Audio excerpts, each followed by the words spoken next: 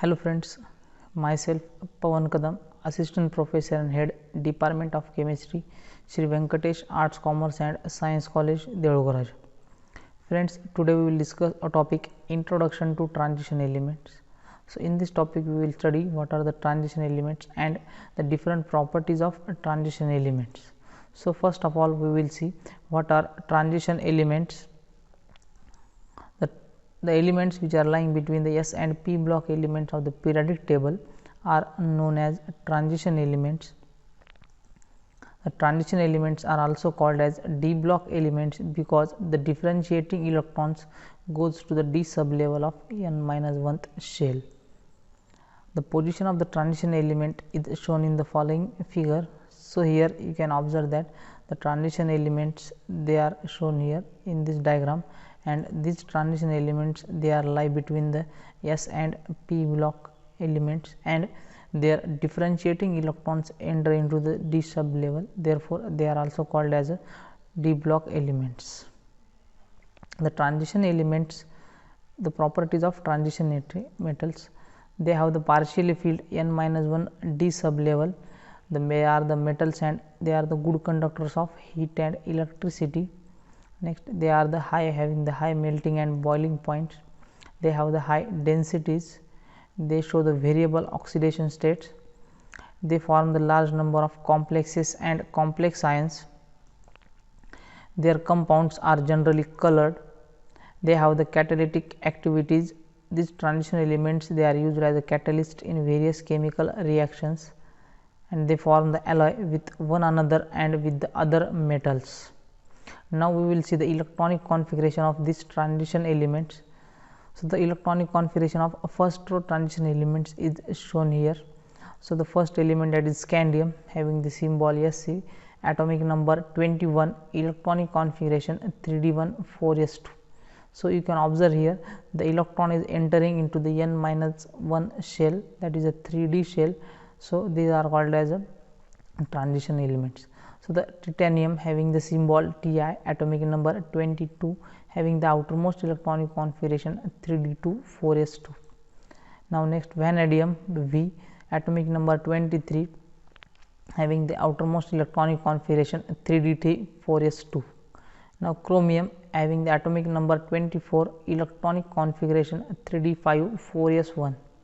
Now manganese Mn, atomic number 25, having the electronic configuration 3d5 4s2. Now iron Fe, atomic number 26, having the electronic configuration 3d6 4s2. Next, cobalt Co, atomic number 27, having the electronic configuration 3d7 4s2. Next, nickel Ni 28, having the outermost electronic configuration 3d8 4s2. Copper Cu, atomic number 29, having the electronic configuration 3d10 4s1. And zinc Zn, atomic number 30, having the electronic configuration 3d10 4s2.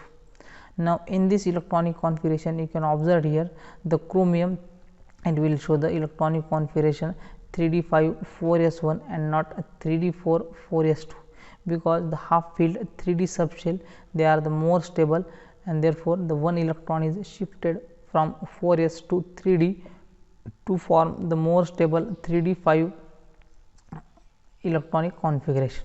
Similarly, the copper, it will show the electronic configuration 3d10 4s1 and not 3d9 4s2, because the 3d10, that is a completely filled d subshell, is more stable as compared with the 3d9 4s2, and therefore the one electron is shifted from 4s to 3d.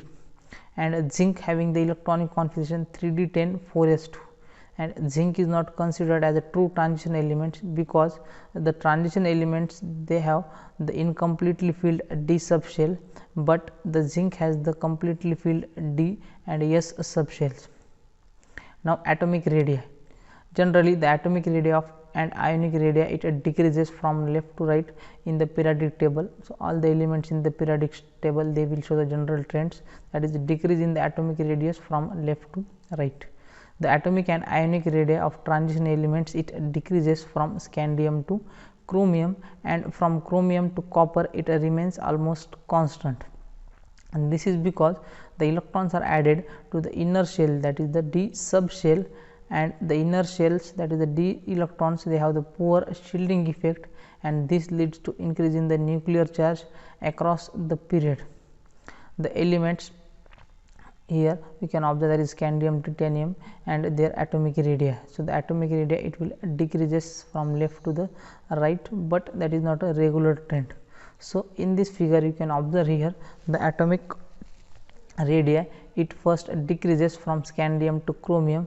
So, in the graph you can observe that it is decreasing from scandium to chromium, but from chromium to copper it will remains constant, and in the last again increases.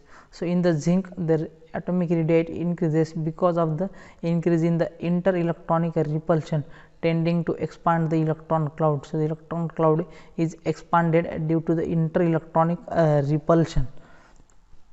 Now, we will see the ionization energy. So, ionization energy, what are the trends of ionization energy of transition elements? The ionization energy of transition series elements are in between those of the S and P block elements. The first ionization energy of transition series elements increases slowly and regularly from scandium to zinc. So, this is due to the decrease in the size and increase in the nuclear charge. The second ionization values also have the same trends like the first ionization energy. The second ionization values of chromium and copper, they are abnormally high. So, in this table you can observe here the ionization energy, first ionization energy and second ionization energy. The first ionization energy it will slowly increases from left to right, that is from scandium to zinc.